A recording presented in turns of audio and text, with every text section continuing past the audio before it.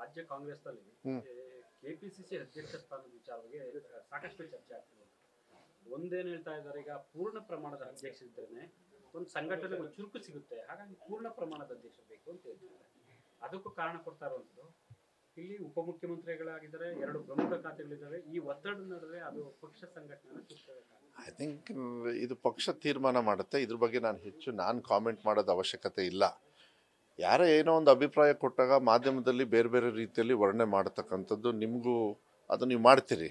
ಮಾಡಿದಾಗ ಹೇಳಿದ್ದಾರೆ, ಸತೀಶ್ ಜಾರಕಿಹೊಳಿ ಅವರು ಹೇಳಿದರು, ಈಗ ನಾನೇನೋ ಒಂದು ಹೇಳಿರ್ತೀನಿ, ನೀವು ಅವ್ರಿಗೆ ಹೋಗಿ ಏನೋ ಒಂದು ಕೇಳಿರ್ತೀರಿ, ಪಾಪ ಅವ್ರೇನೋ ಒಂದು ಆನ್ಸರ್ ಮಾಡ್ತಾರೆ ಅಂತ. ಇದಕ್ಕೆ ನಾನು ಹೋಗೋದಿಲ್ಲ. ಇದೆಲ್ಲ ತೀರ್ಮಾನ ರಾಷ್ಟ್ರ ಮಟ್ಟದಲ್ಲಿ ರಾಷ್ಟ್ರದ ನಾಯಕರು ಮಾಡ್ತಾರೆ. ಅದಕ್ಕೆ ನಾನು ಇದಕ್ಕೆ ಹೆಚ್ಚು ಚರ್ಚೆ ಮಾಡೋದಕ್ಕೆ ಹೋಗೋದಿಲ್ಲ.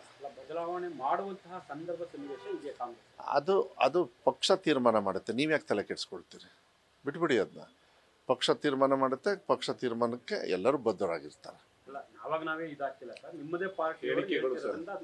ಆ ಹೇಳಿಕೆಗಳಿಗೆ ನಾನು ನಿಮಗೆ ಉತ್ತರ ಕೊಡ್ತೀನಿ. ನೀವು ಇನ್ಮೇಲೆ ತಲೆ ಕೆಡಿಸ್ಕೊಳಕ್ಕೆ ಹೋಗಬೇಡಿ. ಆ ಹೇಳಿಕೆಗಳಿಗೂ ತಲೆ ಕೆಡಿಸ್ಕೊಳಕ್ಕೆ ಹೋಗಬೇಡಿ. ಪಕ್ಷ ಹೈಕಮಾಂಡ್ ಇದೆ. ಪಕ್ಷ ಹೈಕಮಾಂಡು ಒಳ್ಳೆ ತೀರ್ಮಾನ ಮಾಡುತ್ತೆ. ಪಕ್ಷದ ಹಿತದೃಷ್ಟಿಯಿಂದ ಒಳ್ಳೆ ತೀರ್ಮಾನಗಳನ್ನು ಅವ್ರಿಗೆ ಬಿಡುತ್ತೆ. ಅದು ಎಲ್ಲರೂ ಕೂಡ ನಾವು ಫಾಲೋ ಅಪ್ ಮಾಡ್ತೀವಿ. ಹೈಕಮಾಂಡ್ ನಾಯಕರದ್ದು ಪತ್ರ ನೀವು ಎಷ್ಟೇ ಕೇಳಿದ್ರೇನು ಹೈಕಮಾಂಡ್ ವೇಣುಗೋಪಾಲ್ ಅವರು ಪಾರ್ಲಿಮೆಂಟ್ ಎಲೆಕ್ಷನ್ ಆದ ನಂತರ 6 ತಿಂಗಳಿಗೆ ಬದಲಾವಣೆ ಮಾಡ್ತೀವಿ ಅದನ್ನ ಪತ್ರ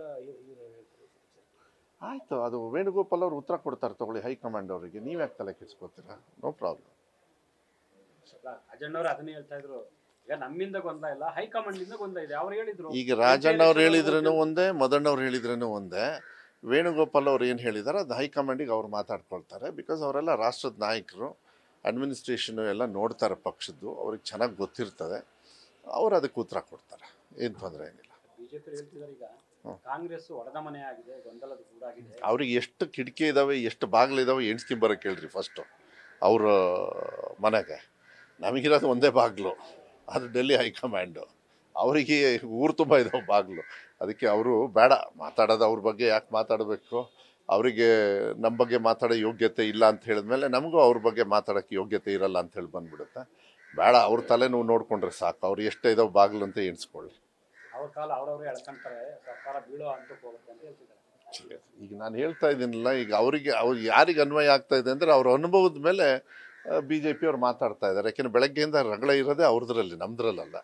ರಾಜಕೀಯದಿಂದ ಸರ್ಕಾರಕ್ಕೆ ಕಂಟಕ ಅನ್ನೋದು ಒಂದು ಆರೋಪ ಮಾಡ್ತಾ ಇದ್ದಾರೆ. ಏನು ಬೆಳಗಾವಿ ರಾಜಕೀಯ ಇಲ್ಲ, ಇಲ್ಲಿರೋದು ಒಂದೇ ಒಂದು ಕಾಂಗ್ರೆಸ್ ರಾಜಕೀಯ.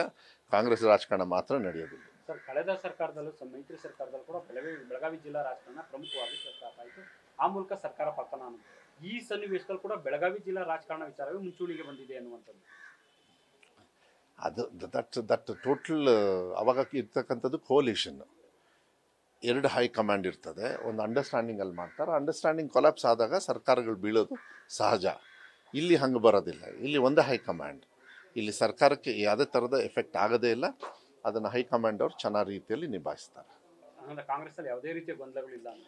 ಗೊಂದಲ ಯಾವಾಗಲೂ ಅಷ್ಟೇ. ನಾನು ಹೇಳ್ತಾ ಇದ್ದಿಲ್ಲ, ಗೊಂದಲ ಮಾಧ್ಯಮದಲ್ಲಿ ಸೃಷ್ಟಿ ಜಾಸ್ತಿ ಆಗ್ತದೆ. ಅದು ನಾನು ನಿಮಗೆ ಉತ್ತರ ಕೊಟ್ಟಾಗ, ಅದಕ್ಕೆ ಇನ್ನೊಬ್ಬರು ಉತ್ತರ ಕೊಟ್ಟಾಗ ಹಂಗೆ ಆಗ್ತದೆ. ಆದರೆ ಕಾಂಗ್ರೆಸ್ ಪಕ್ಷದೊಳಗೆ ಏನೇ ಗೊಂದಲ ಇದ್ರೇನು ಕೂಡ ಅದನ್ನು ಹೈಕಮಾಂಡ್ ನಿಭಾಯಿಸ್ತಕ್ಕಂಥ ಶಕ್ತಿ ಹೈಕಮಾಂಡಿಗಿದೆ.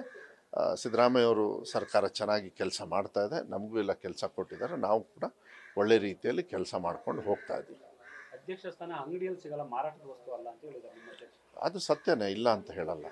ಅದು ಹೈಕಮಾಂಡ್ ಅವ್ರ ಹತ್ರ ಇರ್ತದೆ. ಅದು ಹೈಕಮಾಂಡ್ ಅವ್ರು ಮಾಡ್ತಾರೆ ಅದನ್ನು. It's A very important. Because ಒಂದು ಪಕ್ಷ DK ಶಿವಕುಮಾರ್ ಅವ್ರು ಹೇಳಿದರು, ನನ್ನ DK ಶಿವಕುಮಾರಿಂದ ಅಲ್ಲ ಅಧಿಕಾರಕ್ಕೆ ಬರೋದು, ಇದು ಎಲ್ಲ ಕಾರ್ಯಕರ್ತರು ಮತ್ತು ಪಕ್ಷದಲ್ಲಿ ಎಲ್ಲರೂ ಕೂಡ ಒಗ್ಗಟ್ಟಾಗಿ ಕೆಲಸ ಮಾಡಿದಾಗ ಮಾತ್ರ ಅದು ಸಾಧ್ಯ ಅಂಥೇಳಿ ಅದನ್ನು ಹೈಕಮಾಂಡ್ ಅವರು ಸೂಕ್ಷ್ಮವಾಗಿ ನೋಡಿಕೊಂಡು ತೀರ್ಮಾನಗಳನ್ನು ಯಾವತ್ತೂ ಕೂಡ ಆ ಹಂತದಲ್ಲಿ ಅವ್ರು ತಗೊಳ್ತಾರೆ. ನ್ಯೂಸ್ ಫಸ್ಟ್, ನಿರ್ಭೀತಿಯಿಂದ ನಿಮ್ಮ ಪರವಾಗಿ.